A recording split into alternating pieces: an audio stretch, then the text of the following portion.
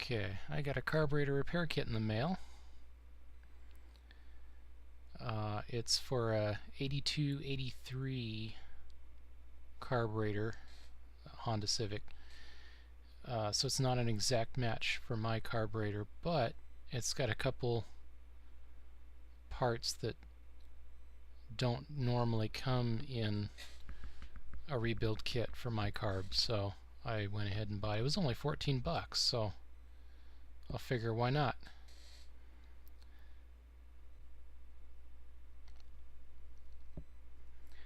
Now I'm gonna compare gaskets here. I don't think they're gonna match up, but nah, they don't quite match up. Oh well. I didn't buy it for the gasket anyway. It's close, but yeah, there's a few differences. So we'll just set those aside.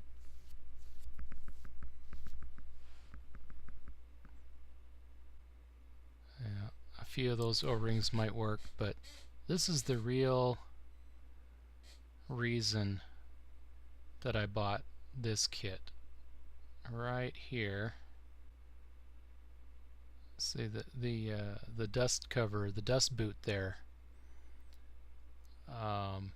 Brand new dust boot versus this old crunchy, cracked, completely unusable dust boot. So yeah, it broke just like that. So yeah, so this kit came with a nice pliable new rubber dust boot that protects the accelerator pump from getting contamination, moisture and dirt and all that. So there, yeah, it goes there. So let's see if it fits around this. I'm hoping it'll be a close enough match. I don't know. It looks like it'll fit, but let's make sure, huh? This is probably not the best order to put this on, but yeah, it looks like it's going to fit okay. The push rod on there first. So I'm having trouble getting the top onto that little notch. Top of the dust boot sits on that little notch at the top of the push rod, and that would have been a lot easier if I had done that first, but I got it. So it might be a little bit tall compared to the original, but yeah, it's stretchy. It works. I'm quite happy with that. If you watch my last video, so if you watch my last video, you'll notice that the carburetor's not as together as it used to be. That's because I've taken it apart in order to start putting some of these new pieces in. So this is interesting. There's a couple of vacuum diaphragms or pump diaphragms that came in this kit that I think will fit my carburetor. But here's the other big deal. This kit comes with fuel strainers, brand new fuel strainers for the float valve seats. Look at that. No more scavenging other carburetors for their fuel strainers. This one's got brand new ones. So that's the auxiliary. Now I'm gonna go ahead and make sure that they'll actually fit. It should fit, but I'm gonna make sure.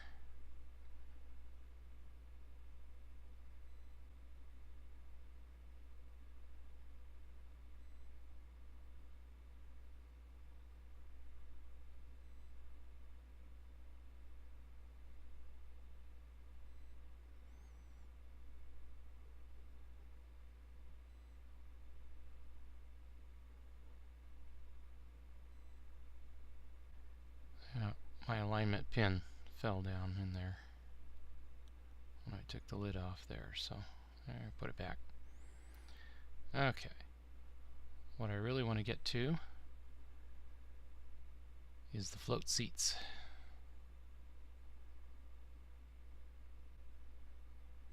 There we go. There's the old one. So the nice thing is taking them out here, I can see that I haven't torn up the O-rings at all, so that's a good thing. But these are old O-rings on these older valve seats, and I wasn't thrilled to put those back in. But here's the new auxiliary compared to the old auxiliary, and they sure look the same to me. I'm not sure how long this silicone grease will last in direct contact with the gasoline, but it'll certainly help the O-rings slide into place during assembly. So, alright, let's give it a try.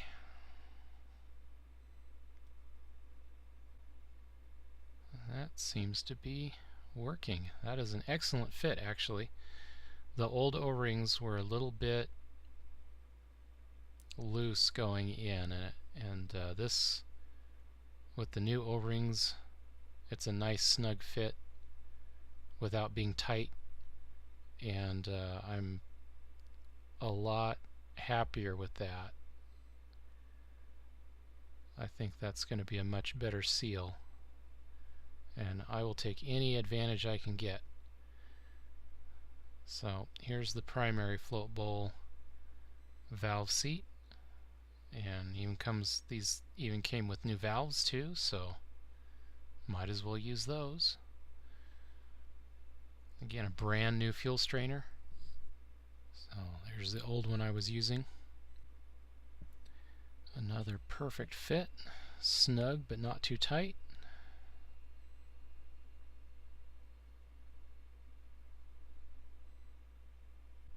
So this is kind of funny. The needle valve, you know, it has this little spring-loaded bit on the top, this little spring-loaded tab, and the new one sticks out far enough that it actually kind of grabs hold of the float and doesn't move around a whole lot. That's interesting. I don't know if they're supposed to do that or not, but this one does. Pin goes back in place. That's the primary done. So now I'm curious as to whether that secondary pin does the same thing. Nope, it flops around. So, oh well. But I'm going to go ahead and use these new float pins, or float valves rather. And of course I have to readjust these the float levels because I just took the seats out, so they got to be readjusted. But I'm using, you can't see it, the light's too bright, but using my old measuring stick here with where I've already pre-marked it. Okay, float's adjusted. Again, that's on a previous video, so I'm not going to make you watch it again. This kit didn't come with the gasket. I have another kit in the mail for that. Should be coming later. So for now I'm just going to put this back together to keep dirt and stuff out and keep parts from getting lost.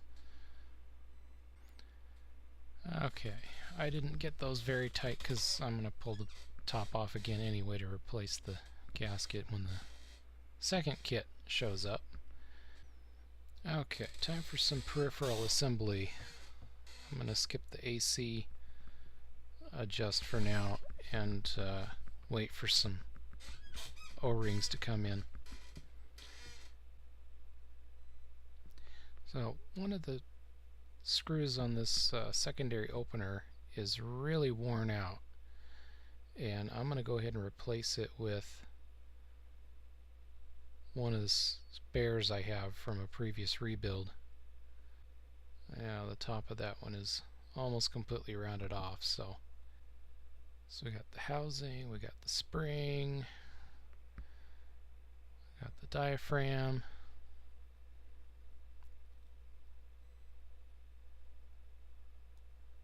Grease up the diaphragm a little bit.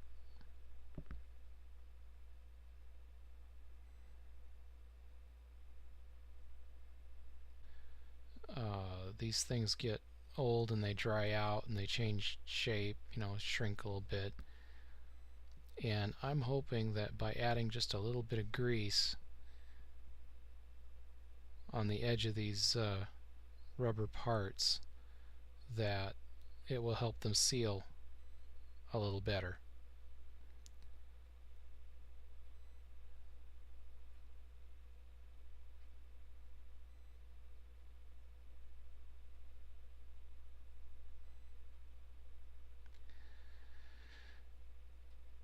There's the cover with the little notch on one of the three screw holes, next to one of the three screw holes, and that goes adjacent to kind of the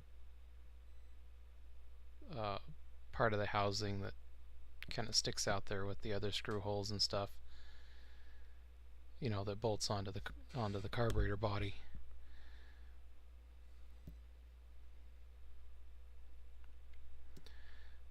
So that helps you line up the cover with the body, at least.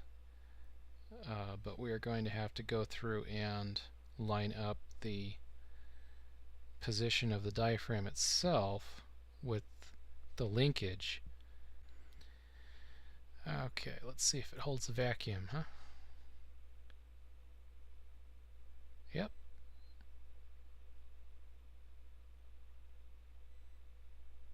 That's good.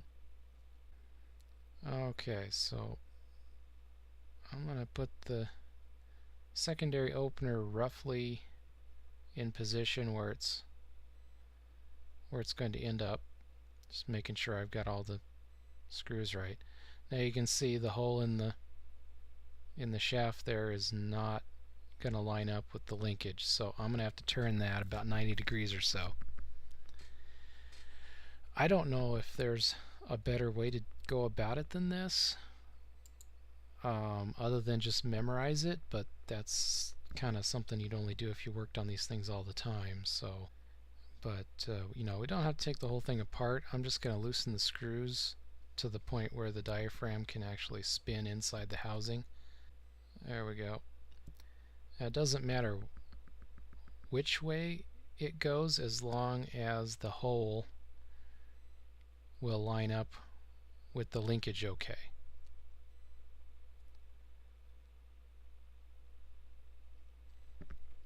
So basically, yeah, that tab just needs to be flat,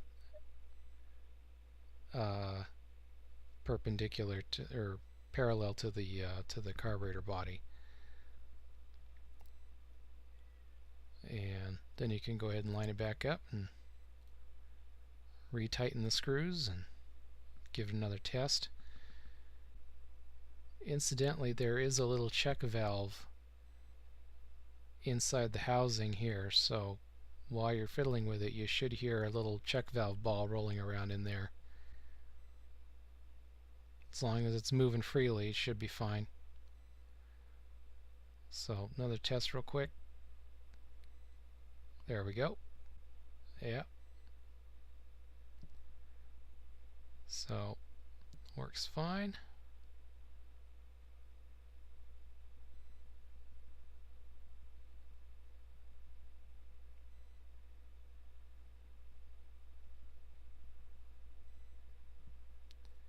So that's the secondary opener, all assembled and ready to go. So there's the diaphragm, goes into the cover, sort of.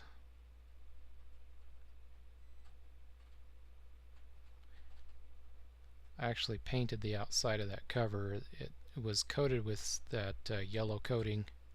I forget what it is, but that yellow coating was coming off, and the it was rusting through it anyway, so I ended up wire wheeling everything off and putting some primer on there. So again, there's a little notch in near one of the screw holes, and that lines up with the part of the body that has the kind of mounting section on it. And I'm not in frame here, but I'm trying to line up the tab on the end of the deal properly. Oh, and you can also tell, let's see, there's a little air hole at the bottom there, and you're trying to get that lined up with the tab, and that gets you close. I don't think it gets you quite exact, but it gets you close anyway to a proper alignment for the rest of the linkage. But any of these covers that have those little holes in the side, those should always be pointing down. So there you go. Test out the vacuum on it. Seems okay.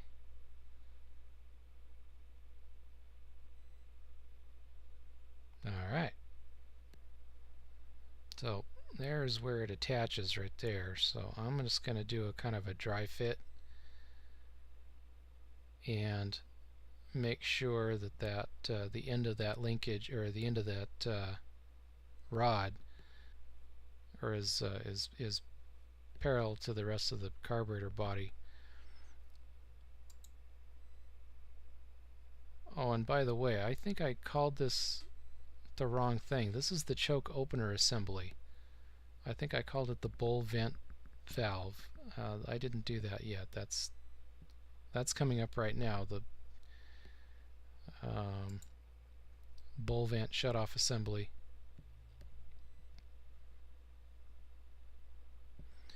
So there's another cover that I cleaned up and painted, at least on the outside. The inside's not too bad, but the outside, yeah, it was rusting through the yellow coating again. So I get a spring and the screws, make sure they're okay. Plunger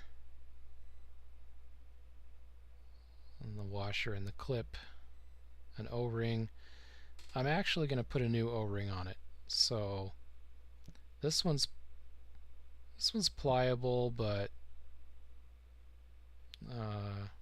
remember the little spring and the diaphragm there with the 3 teeth on one end, one side. So put the plunger in first, and then the spring goes on over the shaft of the plunger there, and then there's a washer goes on,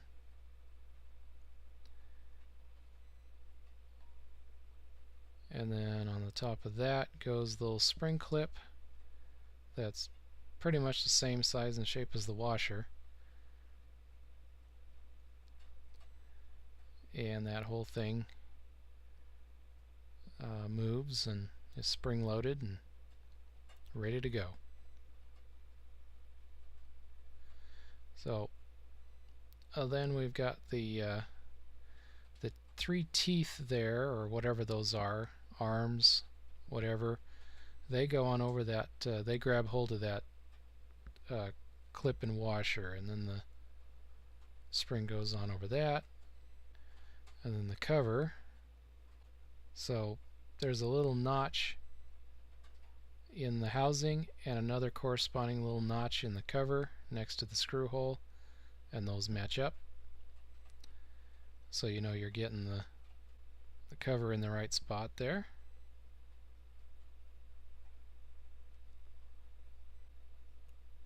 No linkage on this one to line up, so once you get it all assembled, it's ready to go. There's still the O-ring, but again, I'm going to wait and put a new O-ring on that when the new kit arrives, so when the second kit arrives.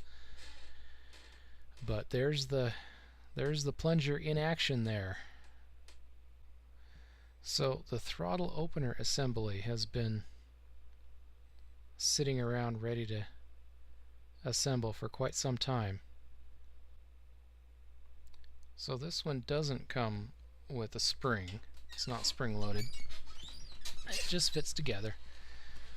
And yeah, this will eventually go on that rear mounting bracket that's shared by the throttle opener assembly and the AC idle control. But you can see again there's a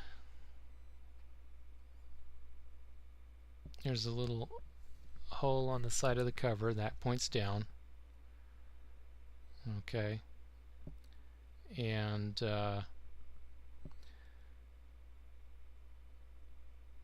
that bend in the push rod orients so that it's parallel with that slot on the back cover there.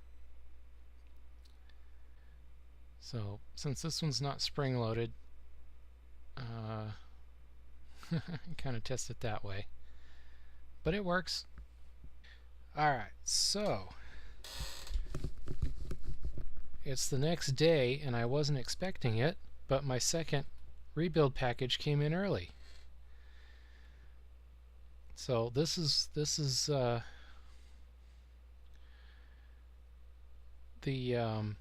rebuild kit that I bought specifically for my car's carburetor. And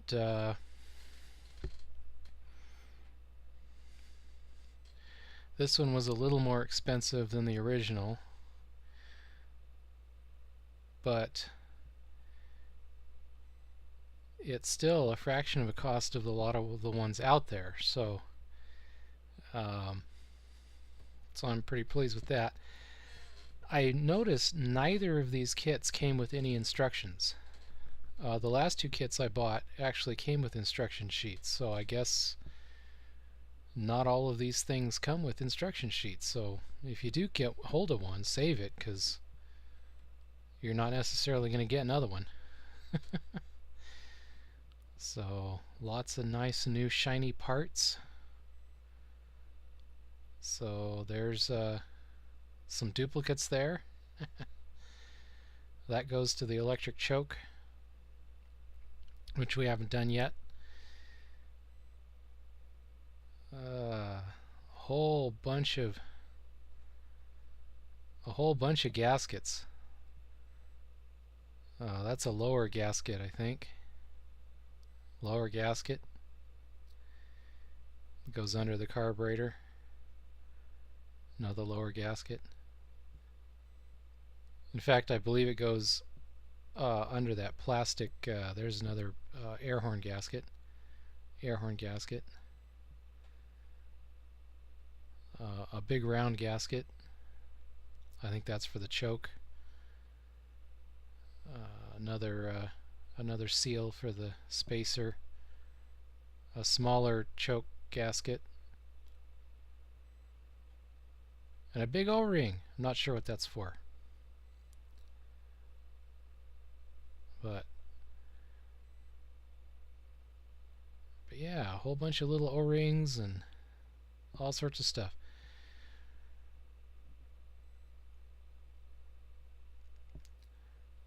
So came with a duplicate measuring tool.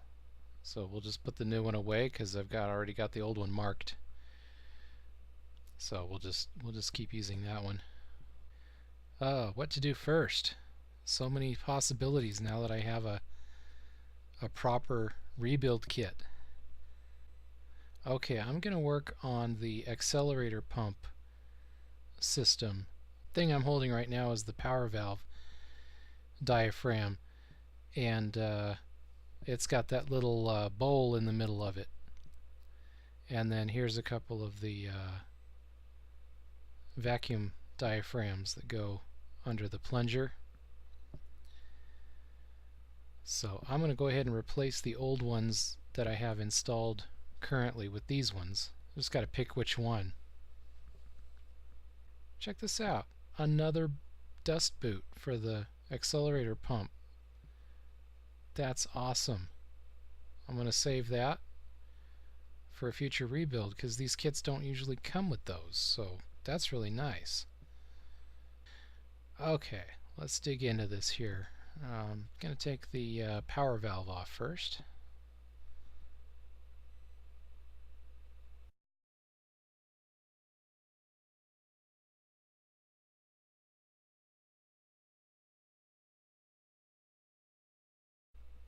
So I've already cleaned that one up, but that's a used one, and I'm going to go ahead and pick a new one to replace it with. I'm going to go ahead and take the actual power valve out of there. There's an O-ring in there that I want to replace too.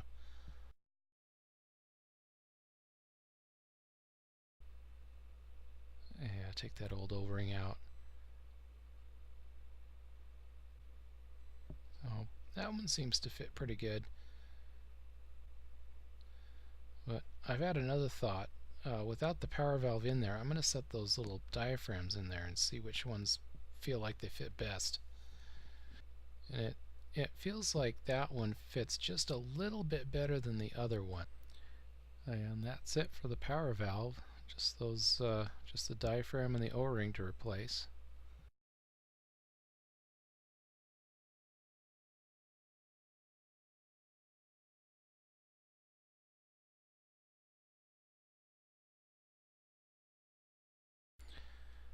Okay, so next I'm going to replace the diaphragm and 2 O-rings that go to the accelerator pump.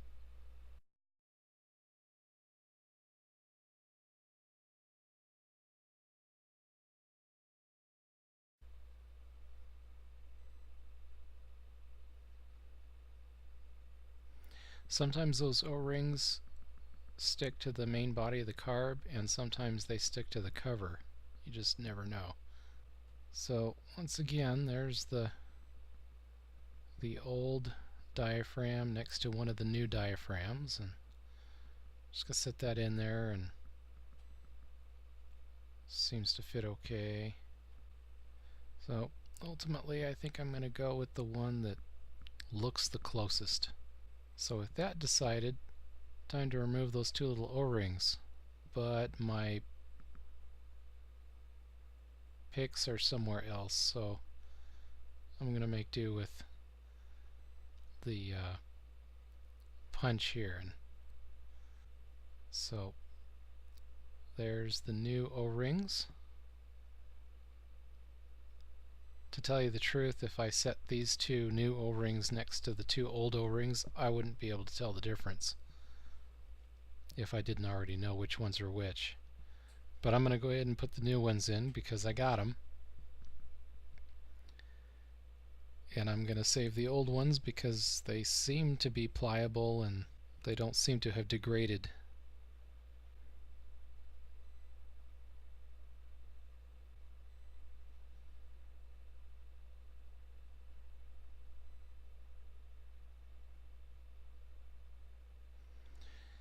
Okay, so just a matter of lining up the spring and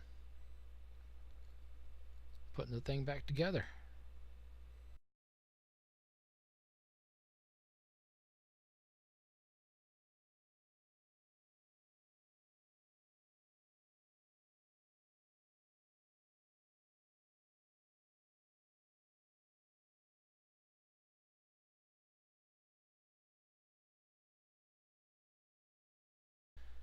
Okay, so now I'm going to put the new seals in on the plastic spacer that goes between the main body and the throttle body. They're identical seals, so it doesn't matter which one goes on top or the bottom. So there's one of the old ones, and there's the other old one.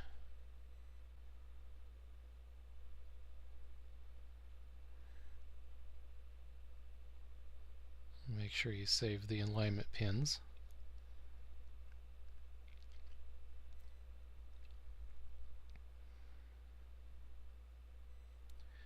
So the one in the middle sits in further than the one on the outside.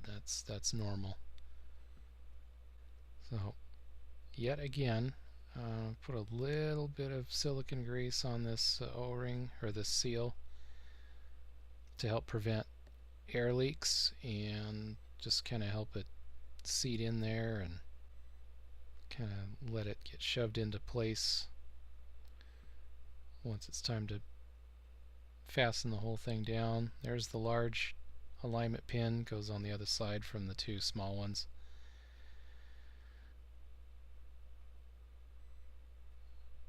And then the other spacer seal. And you can tell which way to orient the spacer because one side of the spacer has a notch and the other side doesn't. And so you just kind of put it in with the notch facing up, relatively up. I mean, the carburetor's upside down right now, but as we're watching the carburetor be upside down, we face it with the notch pointing up. And it only goes on one way anyway. It's not like you can put it on upside down or anything like that. Okay, it's time to put on the throttle body. So first we'll get it all lined up, oriented right. The lambda linkage goes together. You definitely want to put that together before you put the throttle body on, because you won't be able to do it after. And then just line up the alignment dowels and alignment pins, and then just kind of work it on there and hope those seals seated properly. And I've already covered this in an earlier video, but it won't hurt to cover it again.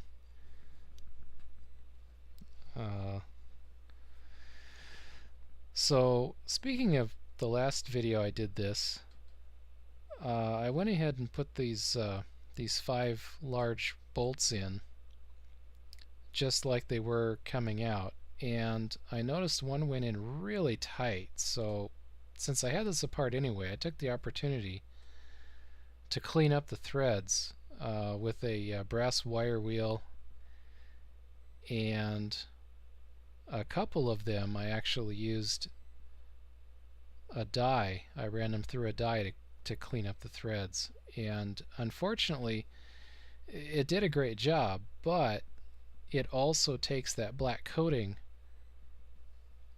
off of the threads. And so what I'm doing here is I'm putting a little bit of anti-seize compound on here, and I'm hoping that that's going to help keep the steel from reacting as fast to the aluminum. So the next time this needs to come apart, these will come out easier and not damage the aluminum threads in the body.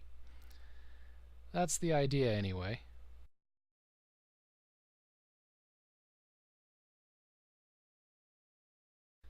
So, and again, I'm going to look down the barrels and make sure that the seals didn't like pop out or get totally misaligned, you know, so that they're actually in their notches like they're supposed to be. I can't actually see the notches, but I'm looking for gaps, or heck, one time I had it together and the O-ring was actually sticking out inside one of the barrels. So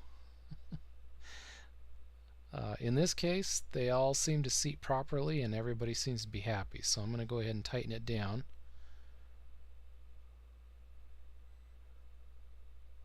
And then I'm going to check it again on the outside this time. I'm just a little bit paranoid with these guys, because if they don't get seated and you mash the thing together, you know, they'll get damaged, you'll have air leaks, and you'll end up having to take the thing apart again and You won't know it until the carburetor is actually on the car and it doesn't work. Hopefully a little bit of extra attention now will save me a big headache in the future. We'll see.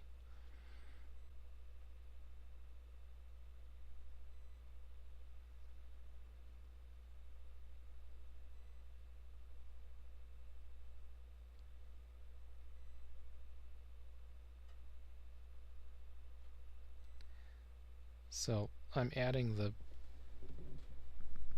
rest of the accelerator pump back on, except what I'm forgetting is I'm going to have to take it right back off again because I'm not done with the air horn yet. So another thing we need to finish up is the lambda linkage. It's physically together, but it needs a little washer and either a cotter pin or a spring clip or something to hold it in place.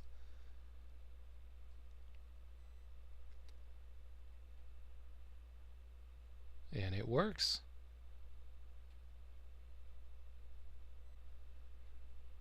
And I have to take the lever right back off because I've got a new gasket.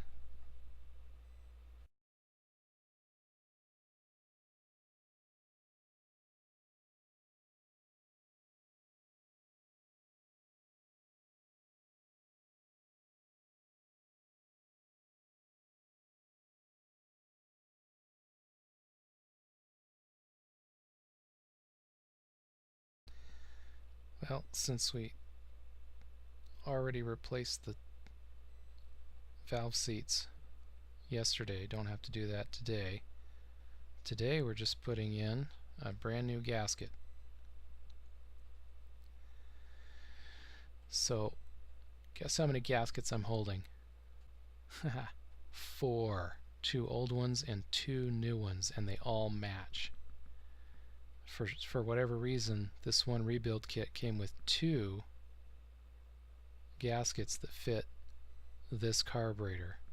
That is pretty awesome because one of the biggest reasons that you have to buy an entire rebuild kit is for the gasket. A lot of this other stuff can be reused, but the gasket, it's really nice to have a new gasket. Now, this isn't fitting exactly right. There's a real tight spot by this primary air bleed thing. So I'm going to go ahead and remove just a little bit from there.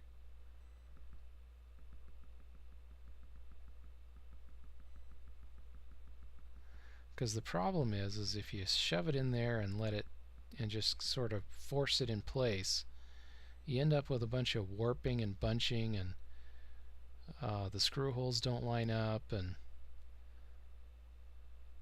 all these little channel holes in the gasket may not line up with the actual channels. So it's better to have a nice comfortable fit.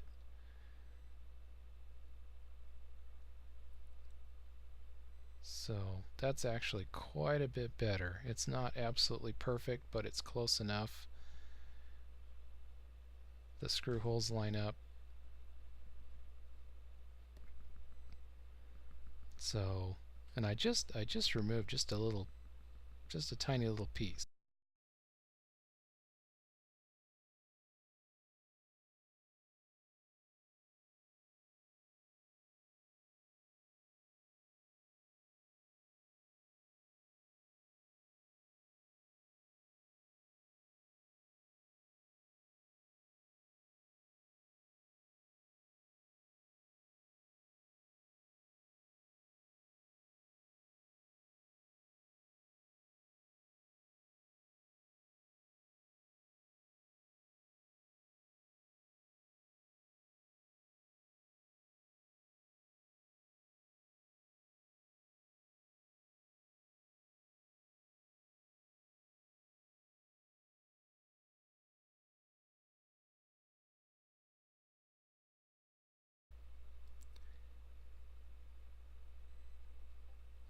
Okay, so the accelerator pump is back on for real this time. Okay, let's take a break from that and put the lambda linkage cap on. I actually got that from a different carburetor. Okay, here is the secondary, no, the auxiliary idle fuel air mixture valve. As you can see, it's not actually a pointy valve, so it's not adjustable. But yeah, you got the spring, you got the washer, and you got an O-ring. And put all that together.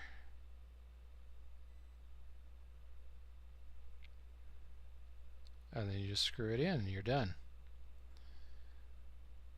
Now my original carburetor, this is actually adjustable, and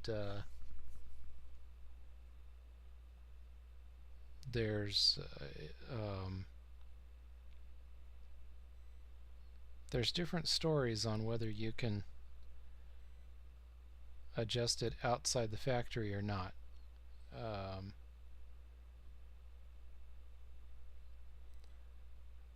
So I don't really know, but that's the auxiliary, the one that goes to the third barrel. So this one I'm about to do goes to the primary, and it's pretty much the same thing. You've got the valve itself, the spring, a washer, and an O-ring. Now this one does end in a needle point, and it is adjustable.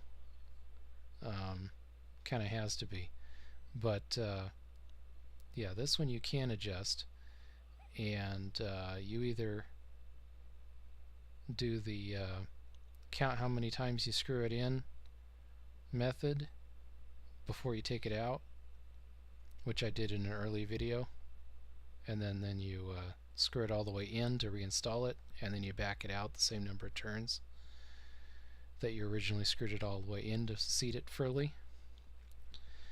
The other thing is, if you're not sure, you can put it to a kind of a standard number. I forget what that is offhand, and here I had to get a smaller screwdriver to adjust this, but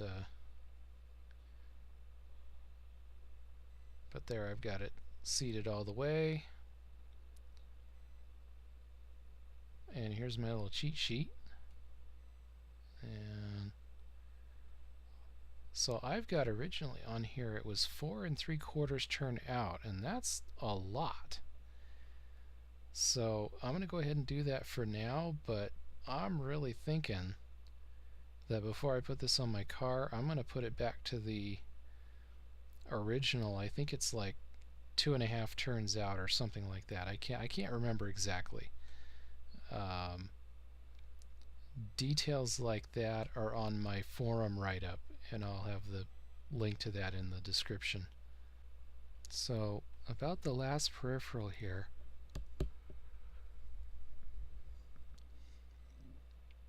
is the AC idle adjust. And there's the adjustment needle looks just like the one on the auxiliary, and it goes together the same way. Needle, washer, O-ring.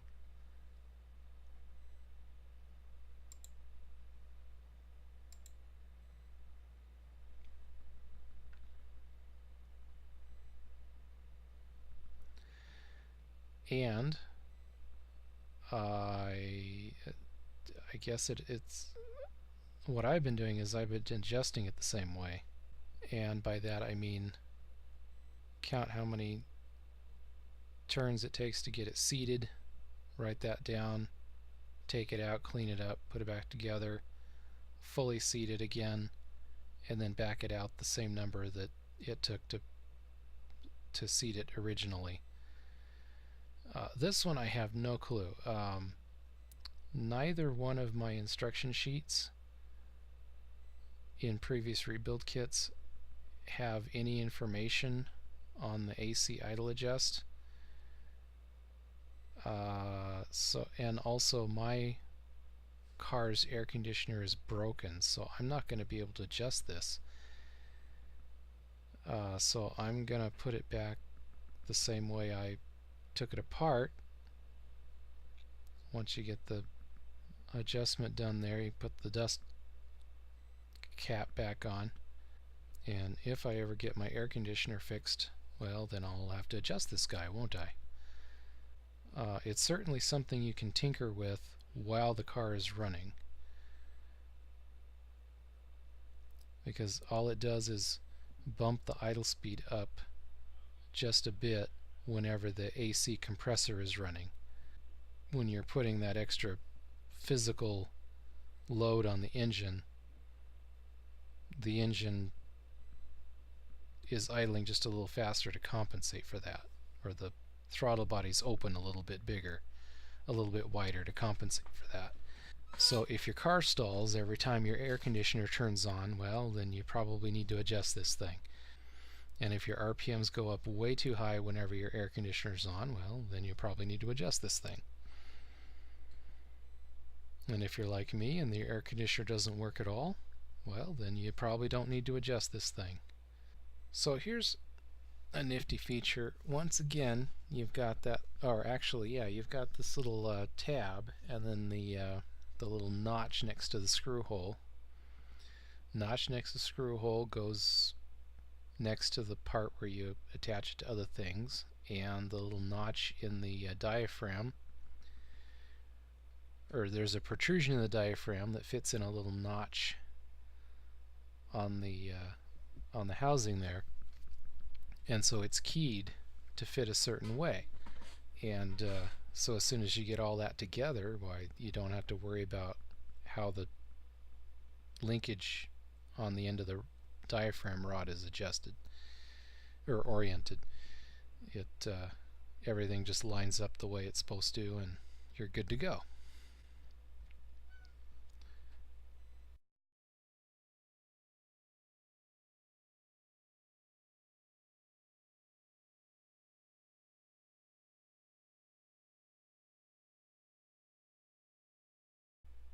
So it seems to hold a vacuum okay.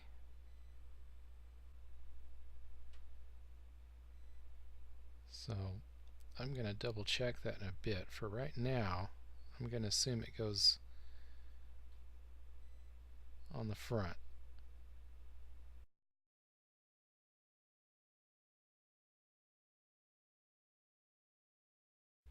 So it is just about time to figure out these two, because we're kind of at that point where they need to go on and I need to get that figured out. Okay, so I pulled out my secret weapon, which was another carburetor that I haven't taken apart yet. And sure enough, that piece, the throttle opener assembly, actually does go in front of the bracket, and so does the AC idle adjust. What's interesting is the AC idle adjust has holes for screws, but the bracket is threaded. But on the other side of the bracket has holes for screws, and it's the throttle opener assembly that is threaded. So even though both assemblies kind of go on the outside of the bracket, the throttle opener assembly is going to have screws that you can't get to without taking the whole bracket off.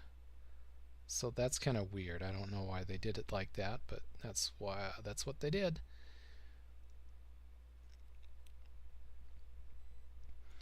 And I've also double checked the throttle opener assembly, that diaphragm linkage rod orientation.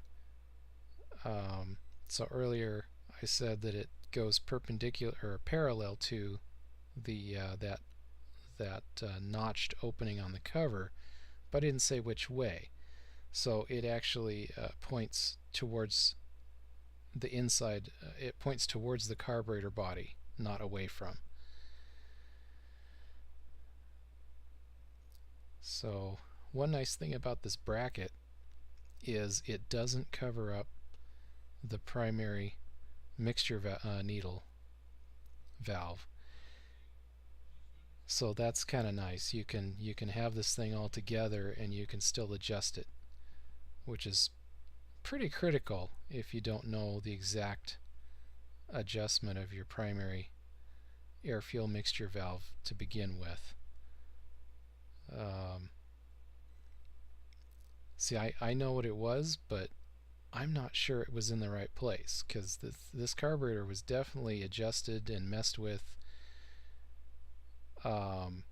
because it wasn't working right. And so it's not necessarily quite where it's supposed to be. But anyway, so here goes the whole assembly on the bracket with the two assemblies on the bracket. I don't know if this part has an official name other than rear bracket assembly.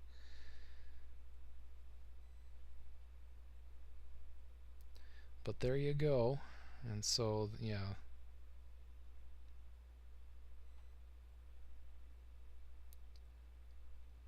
So the AC idle adjust linkage goes together with a washer and a pin.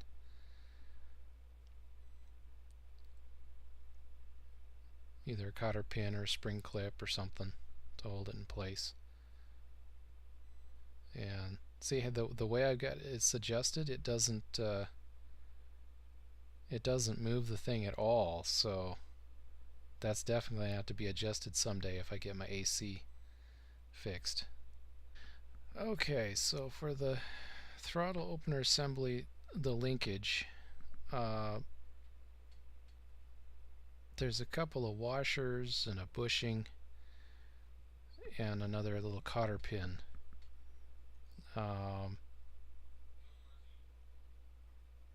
So right now I'm kind of playing with it a little bit, trying to figure out exactly how it wants to go together. I may have put in an extra part here, I'm not sure. But it fits well, there's no slop anywhere.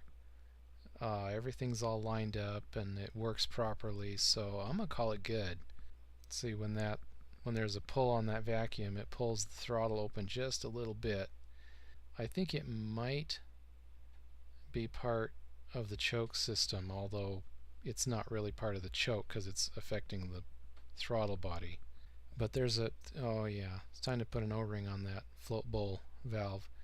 But the throttle opener assembly, when you first start the car, you give it one pump before you start the car, and that sets up the linkage in the carburetor. It sets up the choke and all that. And I think that throttle opener assembly has to do with that. And then once you've started the car, the RPMs are fairly high until you push the accelerator pedal again, and then they drop quite drastically. And I think that has something to do with this throttle opener assembly. It's part of some of the vacuum system, and so is the idle unloader, which I haven't gone over yet because that's part of the electric choke. But so here I'm installing the float bowl vent shutoff assembly, and it's only held on by one screw. Now, one thing you got to keep in mind is this assembly covers up one of the air horn screws, one of the top cover screws, and so anytime you need to take the top off, you're going to have to take this off to get to that last screw.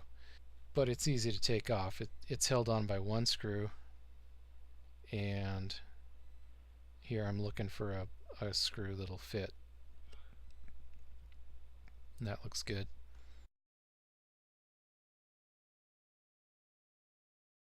So there is the bowl vent shutoff assembly reattached. Okay, let's get back to the secondary opener. When the primary throttle body valve opens wide enough, the linkage moves to the point where all the spring-loaded pressure is taken off the secondary valve, and it's then able to be controlled by this vacuum-operated assembly, which opens and closes it. So, hence the name secondary opener. Its job is to open the secondary throttle body valve for when you need that extra fuel and air to accelerate or pull heavy loads or whatever. So there's supposed to be a bushing on this guy, and I can't find it. I don't know if it was missing or if I lost it or what, but yeah, there's a bushing that's supposed to fit in between the linkage and the hole in this diaphragm rod, because that hole is larger than the linkage. So once again, I am lucky enough to have a couple of spare carburetors. So here I'm double checking exactly how an older one looks. That's the complete one. Okay, here's part of an incomplete throttle body, and yeah, I can see that it's got some extra parts there that I don't have. Or not extra parts, but it's got parts I don't have on mine. So I'm just going to borrow these. So all we have there is a little plastic bushing and a washer. And yeah, so it turns out I'm missing the little plastic bushing. That's it. So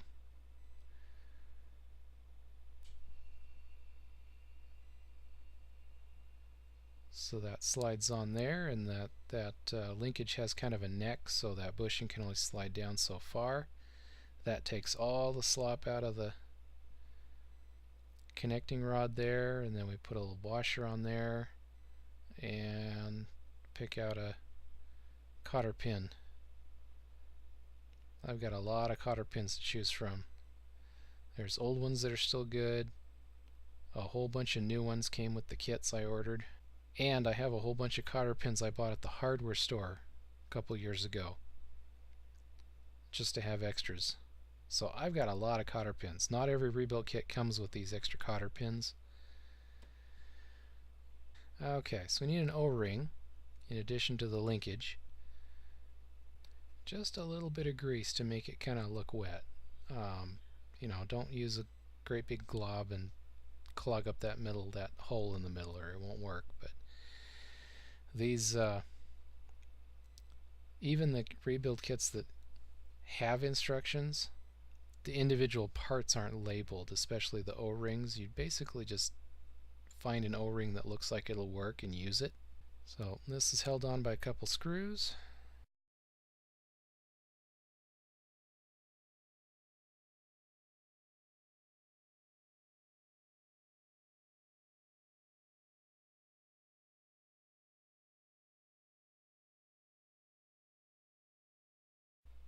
And that's it for the secondary opener. That's done. Look at that. Can't open until the throttle opens a certain amount. Let's see if I can do it here. There you go. And at that point, all the spring tension is taken off the secondary, the secondary throttle, and it can open with just vacuum. So I'm not going to put the choke opener assembly on until I put the choke on, because they kind of go together.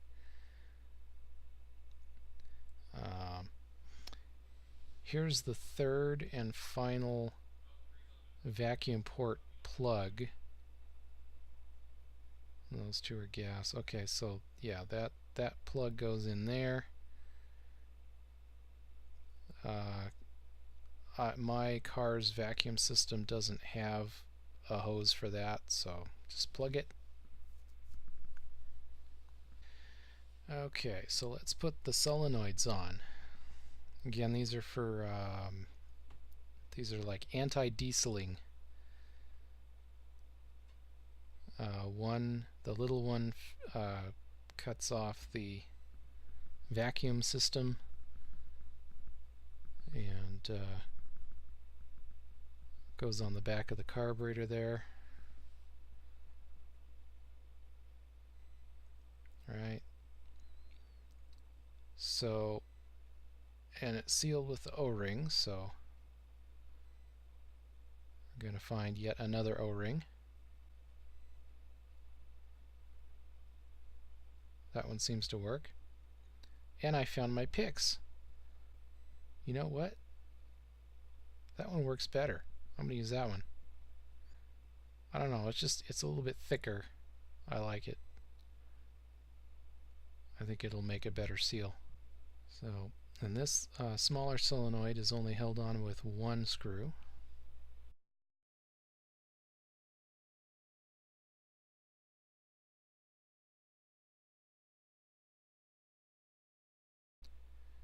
And remember, we tested these solenoids earlier by putting 12 volts on them and seeing if they actually actuated, and they did. So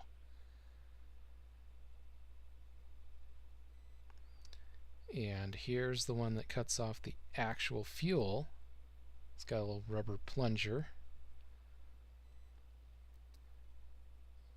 that cuts off the channel that sends the fuel from the float bowl to the rest of the carburetor. So here I'm putting on a brand new O-ring. This one's a little tricky because it's squashed into kind of an oval shape, and the original shape of the O-ring, of course, is round. And since this is exposed to fuel directly, I've decided not to put silicone grease on it.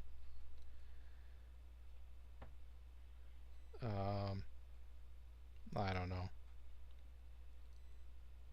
if that's a good idea or a bad idea, or maybe the whole silicone grease idea is a bad idea. I don't know. But okay, so this guy takes two screws, and they're a little bit larger than the screws that hold most of this carburetor together. For whatever reason, these are a bit bigger. So, and they usually come with some anti-loosening tabs. This one doesn't seem to have any of those, so I'm not really worried about it. Just gonna make sure they're good and snug in there. If I have an issue with these things loosening up, I have some parts I can pull off of the parts carb, I think. I'm not really sure how those wires go back into that wire holding tab, but I think I'll figure that out after it's back on the car. It'll probably be more apparent. For now, I'll just let them hang loose. Well, that's it for this installment. I'm going to work on the choke next, so stay tuned for that, and thanks for watching.